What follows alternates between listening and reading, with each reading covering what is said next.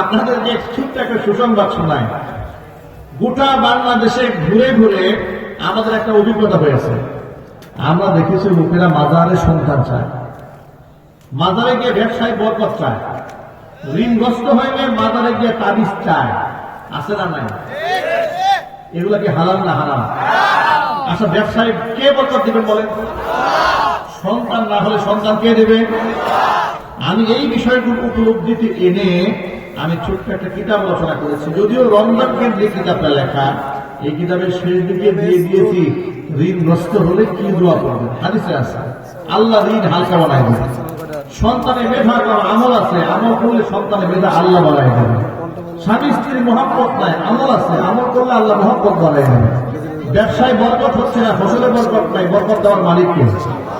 আল্লাহ রহমতে এই বইয়ের মধ্যে এই সমস্ত ব্যক্তি আমলগুলো পাবেন। মোনাজাত হয়ে যাবে এখনই, আলহামদুলিল্লাহ বলে।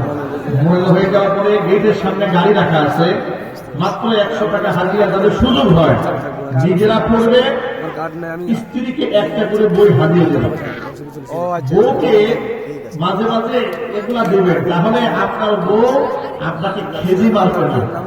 দ্বীন ইসলাম জেনে শুনে স্বামীর প্রতি শ্রদ্ধাশীল হবে, ঠিক কিনা ভাই? আল্লাহ তাআলা যারা উম্মতের হেদায়েতের জন্য কিতাবখানা কবুল করেন। এই বইয়ের একেবারে লাস্ট কভার পেজে আমার ব্যক্তিগত পার্সোনাল হোয়াটসঅ্যাপ মোবাইল নাম্বার দেওয়া আছে। ইনশাআল্লাহ ওই হোয়াটসঅ্যাপ মোবাইল